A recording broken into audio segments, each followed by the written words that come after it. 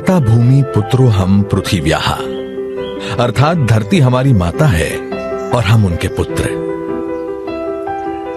माता और पुत्र के इस रिश्ते का पवित्र सेतु यानी प्राकृतिक कृषि। प्राकृतिक कृषि प्रक्रिया में धरती का अमृत, जीवामृत। आइए हम जानते हैं कि जीवामृत का निर्माण कैसे होता है। प्रयोगों से पता चला है कि 10 किलोग्राम गोबर के साथ गौमूत्र, गुड़ एवं 2 दले चीजों का आटा या बेसन आदि मिलाकर यदि उसका प्रयोग किया जाए तो चमत्कारिक परिणाम मिलते हैं, जिसका नाम रखा गया जीवामृत। जीवामृत निर्माण के लिए जरूरी सामग्री देखते हैं। 10 किलोग्राम देसी गाय का गोबर, 8 से 10 लीटर देसी गाय का मूत्र, 1.5 से 2 किलोग्राम गुड़, 1.5 से 2 किलोग्राम बेसन, 180 लीटर पानी, मुट्ठी भर पेड़ के नीचे की मिट्टी। आसानी से उपलब्ध इन सामग्री से जीवामृत बनाने की विधि भी इतनी सरल है कि कोई भी किसान इसे अपने आप बना सकता है। इन सामग्री में से गुड़, बेसन एवं गोबर को पानी या तो गौमूत्र का उपयोग करके ठीक से मसल कर लिक्विड जैसा बना लें। अब इन सामग्रियों को एक ड्रम में डालकर उसे लकड़ी के एक डंडे से घोलना है। ठीक से घोलने के बाद जीवामृत बनने के लिए 2 से 3 दिन तक छाया में रख देना है।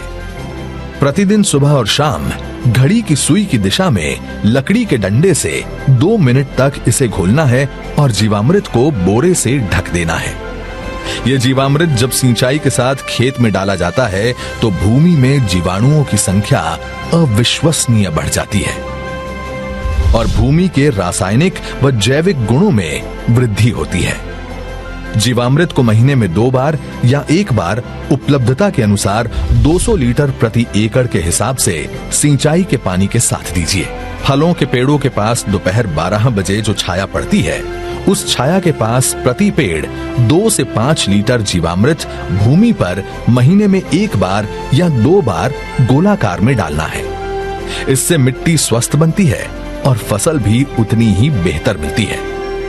इससे किसान के मित्र माने जाने वाले केंचुओं की संख्या बढ़ती है। प्राकृतिक कृषि में गहरी जुताई की भी जरूरत नहीं होती है। इतना ही नहीं, प्राकृतिक कृषि भूमिगत जल को भी बढ़ाती है। इस प्रक्रिया से मुख्य फसलों के साथ सहयोगी फसलों को भी उगाया जा सकता है। घन जीवामृत जीवामृत का ही सूखा हुआ स्वरूप है, जिसे फसल बोने से पहले जमीन में मिलाया जाता है। धूप में सुखाए गए 200 किलोग्राम गोबर में ताजा बना 20 लीटर जीवामृत मिलाकर 2 दिन छाया में रखते हैं। इसे एक बार फिर धूप में सुखाकर तथा डंडे से पीसकर महीन बना दिया जाता है। यही घन जीवामृत है जिसे 1 एकड़ के लिए प्रयोग कर सकते हैं। प्राकृतिक खेती का एक आवश्यक आदान बीजामृत है।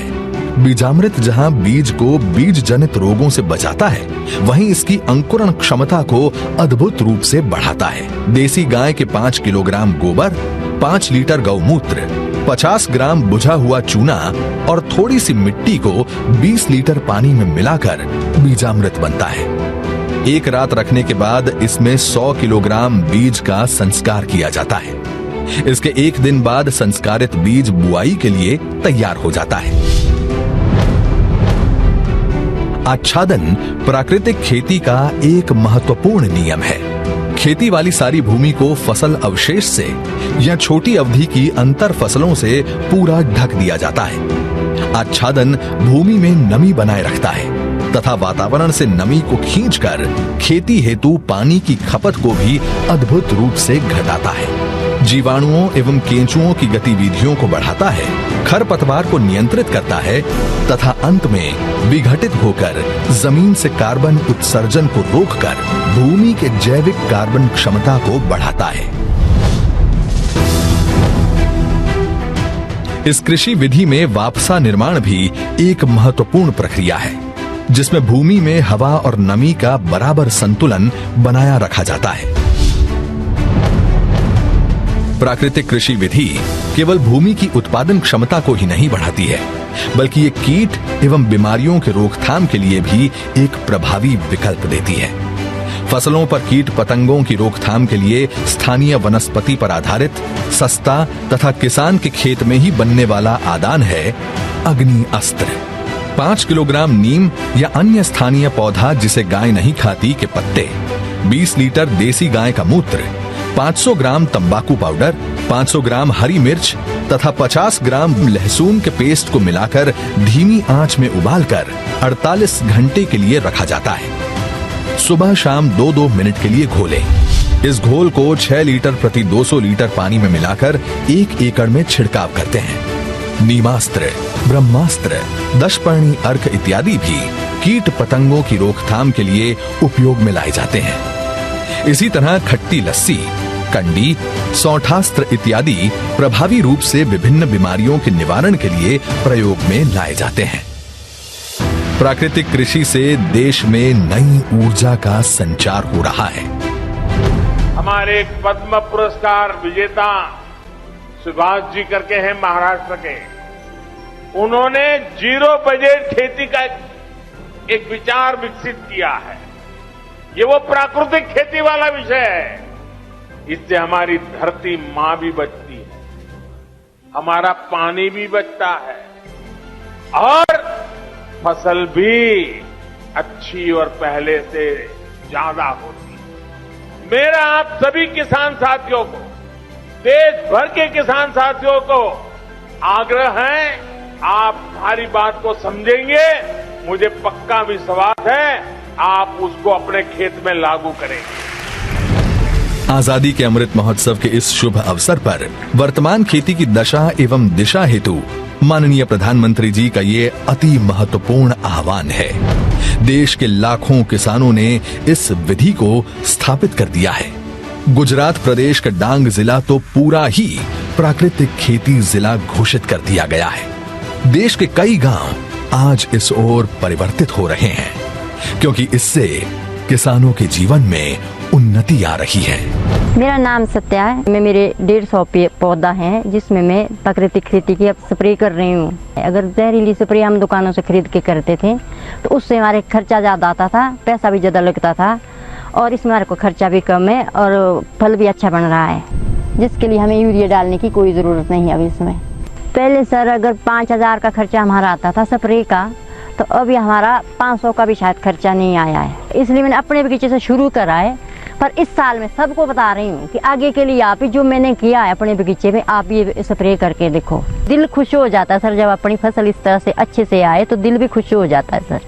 जब से प्राकृतिक खेती करनी शुरू करी है तब से सबसे पहले तो हमारी जो भूमि उसमें एकदम मुलायम हो गई भूमि। कुलथ है, माश है, दालों में राजमा है, और सर्दियों में मैंने मसूर और जौ बिजाई करी थी, गेहूँ और चना भी बिजाई करा था सर्दी में। मिलेट्स हमारे पास कोदा और काउनी है। हाँ जी, एक अपने पास कुट्टू के आटे वाला है, स्थानीय भाषा में ओगड़ा बोलते हैं।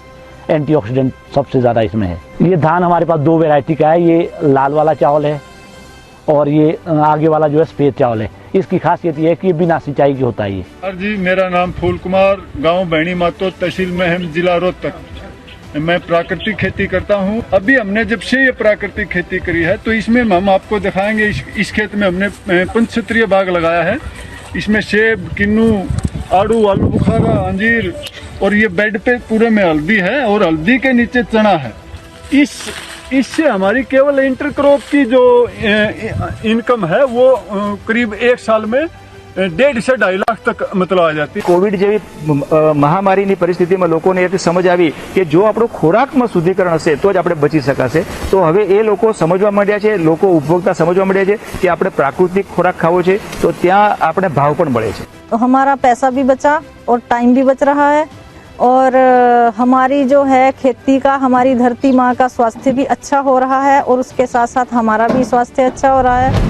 यही तो है आत्मनिर्भर किसान, जो ला रहे हैं गांव-गांव में समृद्धि और बना रहे हैं आत्मनिर्भर भारत।